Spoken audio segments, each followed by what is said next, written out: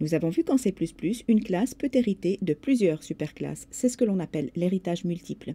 Que se passe-t-il si plusieurs superclasses offrent à une de leurs sous-classes un membre portant le même nom? Il y a une situation d'ambiguïté et c'est ce thème précisément que nous traitons dans la séquence qui suit. Les règles régissant les droits d'accès dans le cadre de l'héritage multiple sont les mêmes que pour l'héritage simple, ce qui signifie qu'une sous-classe peut accéder directement aux membres, c'est-à-dire attributs et méthodes, protégés ou publics bien sûr, de ces superclasses. La nouvelle question qui se pose par contre dans le cadre de l'héritage multiple est que se passe-t-il si plusieurs superclasses offrent à une sous-classe des attributs et des méthodes portant le même nom?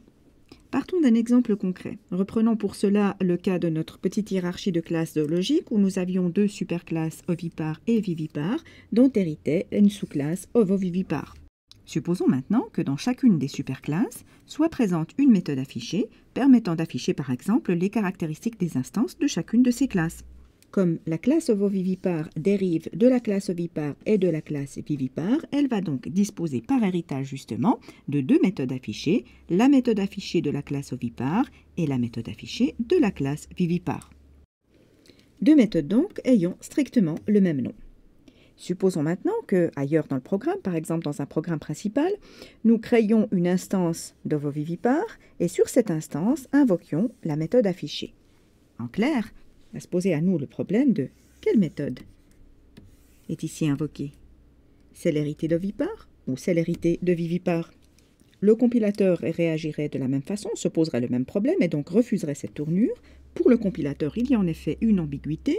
Il y a un problème de masquage, dans le sens où un identificateur en masque un autre, et le compilateur ne sait pas dans quelle portée il faut résoudre cet appel. Alors attention, nous sommes bel et bien ici face à un problème de masquage, un problème de résolution de portée.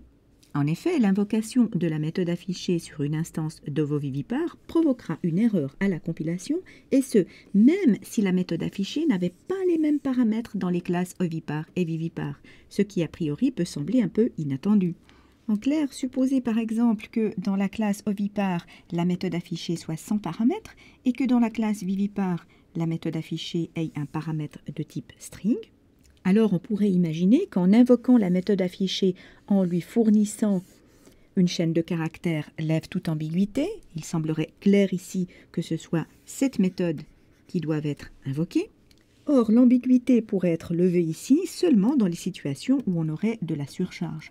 Mais comme vous avez eu l'occasion de le voir dans les séquences précédentes, en C++, on ne peut surcharger que dans la même portée. Et donc ici, concrètement, nous n'avons pas affaire à un problème de surcharge et le compilateur va quand même refuser cette tournure. En effet, la méthode affichée sans paramètre est dans la portée de la classe ovipare, la méthode affichée avec un paramètre de type string est dans la portée de la classe vivipare. Ces deux méthodes ne sont pas dans la même portée. On ne peut pas considérer donc que cette méthode affichée est une surcharge de cette autre méthode affichée. Ça n'est donc pas un mécanisme lié à la surcharge qui peut être employé ici pour lever l'ambiguïté. Il faut plutôt résoudre la portée de façon correcte. Et quelle solution s'offre à nous maintenant pour résoudre ce problème de résolution de portée? Première possibilité, simplement utiliser l'opérateur de résolution de portée.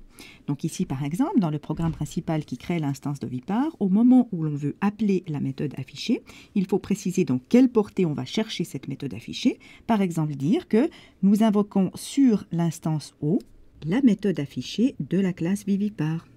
Nous établissons le lien entre la méthode et la classe au moyen de l'opérateur de résolution de portée. Cette façon de résoudre le problème, c'est-à-dire par l'utilisation externe de l'opérateur de résolution de portée, n'est cependant pas une bonne solution. Pourquoi?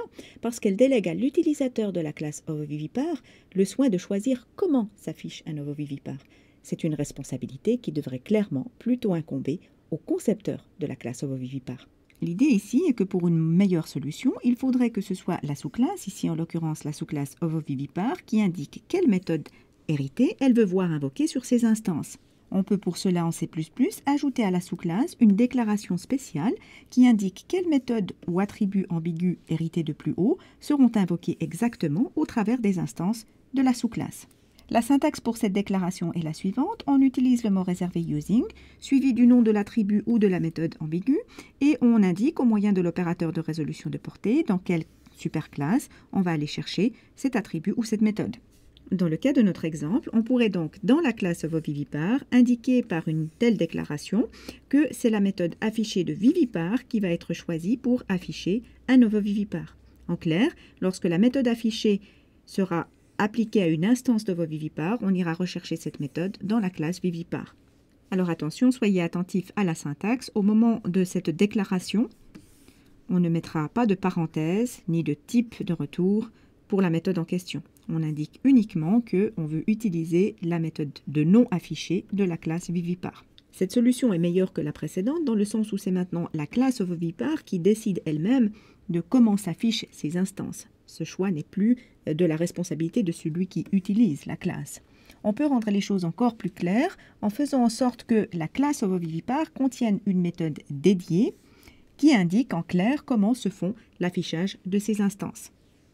De cette façon, les choses deviennent le plus explicites possible. Il n'est pas nécessaire de parcourir la classe pour voir s'il n'existe pas une déclaration using indiquant comment afficher un ovovivipar. On sait qu'un ovovivipar a sa propre méthode d'affichage et donc c'est cette méthode qui va décider de comment se font ces affichages à proprement parler.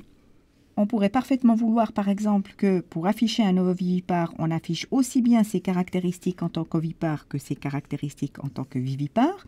La méthode affichée d'ovovivipar, dans ce cas, va invoquer les deux méthodes en utilisant l'opérateur de résolution de portée pour lever l'ambiguïté. Ici donc, le choix d'implémentation qui est fait pour la méthode affichée de ovovivipar est d'invoquer les deux méthodes affichées, donc méthode de même nom héritée de plus haut. D'abord la méthode affichée héritée de la classe ovipar, puis la méthode affichée héritée de la classe vivipar.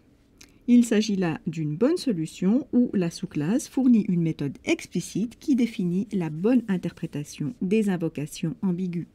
Et ceci conclut cette séquence sur le masquage dans le cadre de l'héritage multiple.